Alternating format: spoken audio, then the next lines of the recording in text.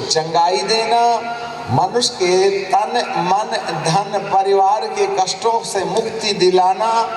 उसके बाद जब आप मुझे जान जाओ तो मैं तुम्हें धर्मी बनाऊं, अर्थात निर्दोषिता की दशा में मृत्यु के रास्ते हर पापी के पापों को क्षमा की कीमत देने के द्वारा धार्मिकता का रास्ता मैं तुम्हारे सामने खोल दूं।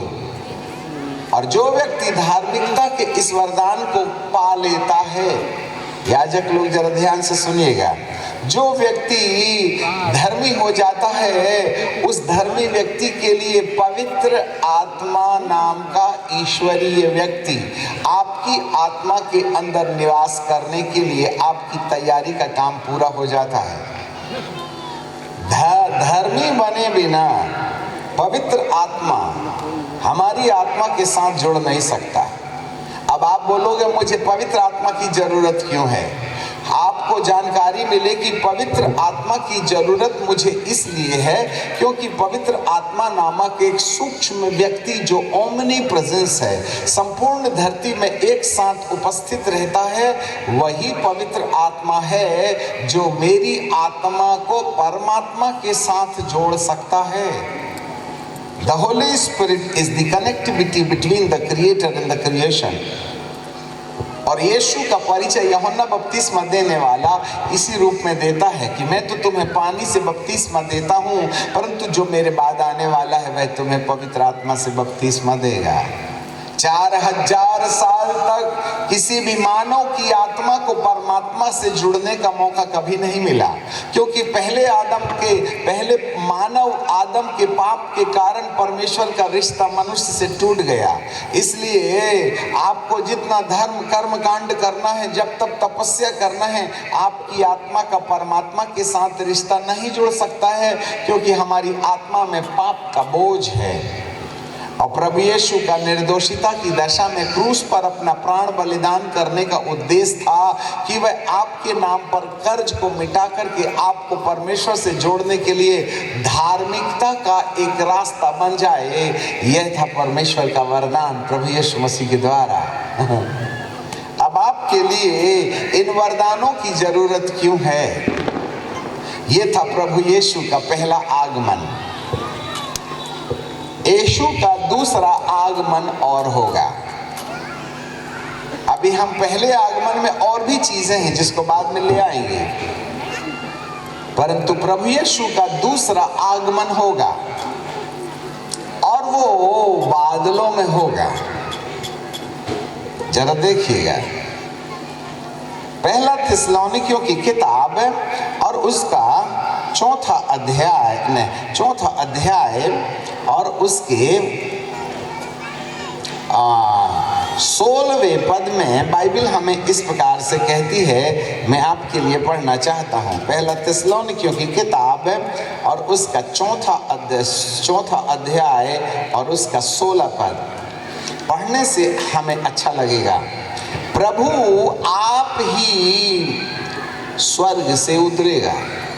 हमारे पीछे बोलिए, प्रभु, जोर से, प्रभु आप ही स्वर्ग से उतरेगा। कहाँ से उतरेगा?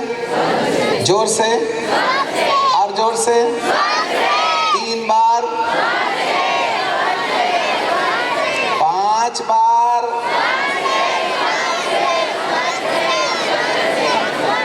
कहाँ से? तो स्वर्ग कहाँ है? थोड़ा उंगली बताइए, कहाँ है स्वर्ग? अच्छा, और पृथ्वी कहाँ है? हम कहाँ रहते हैं? और प्रभु कहाँ से आ रहा है? तो ऊपर से आएगा तो गया होगा तभी ना आएगा। अरे ऊपर जाएगा तभी ना ऊपर से आएगा। ऊपर गया ही नहीं, ऊपर से कहाँ से आएगा?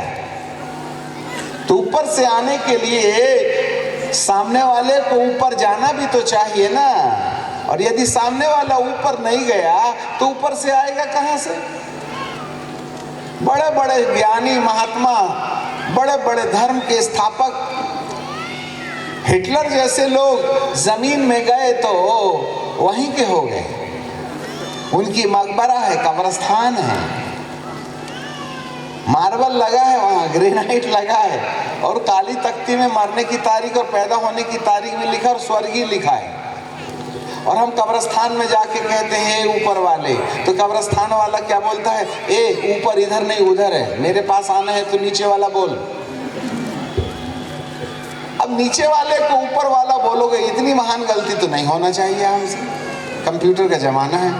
अब आपको ऊपर नीचे यही नहीं समझता तो मैं क्या समझा दूं आपको। आपको जानकारी मिले प्रभु यीशु मसीह को ऊपर से आने की कहानी बताई गई है, और ये ऊपर से आने अर्थात स्वर्ग से आने से पहले, प्रभु को वहां आने से पहले जाने की भी तो तैयारी की होनी चाहिए ना। और इसी के लिए प्रभु यीशु मसीह को प्राण देकर के मरना पड़ा। कई बार बौद्धिक लोग कहते हैं, अरे जो यीशु अपना प्राण ना बचा पाया वो हमारी क्या प्राण की रक्षा करेगा, वो तो खुद ही मर गया। परंतु आपको मालूम है वो मर जरूर गया था, परंतु जिंदा भी तो हो गया, ये भी तो सोचना पड़ेगा ना। बाकी सब मरे तो कब्रिस्तान गए ना, हमारा प्रभु भी गया था पर 3 दिन के बाद लौट के आ गया। बहुत से बड़े बड़े लोग थे जो धरती पर इतिहास लिख करके गिनीज बुक में अपना रिकॉर्ड स्थापित करके चले गए। हमारा प्रभु भी वहीं गया था जहां दुनिया जाती है, परंतु जाके ना वो 3 दिन के बाद लौट के आ गया। प्रेरितों की किताब और उसके पहले अध्याय में और उसके 3 पद से यदि मैं पढ़ूं तो वहां लिखा है, उसने दुख उठाने के बाद बहुत से पक्के प्रमाणों से, उसने दुख उठाने के बाद बहुत से पक्के प्रमाणों से अपने आप को जीवित दिखाया और 40 दिन तक उन्हें दिखाई देते रहा और परमेश्वर की राज्य की बातें करते रहा और उनसे मिलकर के उन्हें आज्ञा दी कि यरूशलेम को न छोड़ना, पिता की प्रतिज्ञा के पूरे होने की वाट जोहते रहना, जिसकी चर्चा तुम मुझसे सुन चुके हो। जी हाँ, अब उसको बीच वाला छोड़ देंगे। आगे बाइबल कहती है, थोड़ा ठीक करो, हामिल हो रही है। यहाँ पर बाइबल कहती है 90 पद में, यह हमारे पीछे बोलिएगा, यह है, बोलिए सब लोग, यह है कहकर वह उनके देखते देखते ऊपर उठा लिया गया और बादलों ने उन्हें उनकी आंखों से छिपा लिया। जोर से बोलो ना। और उसके जाने के और उसके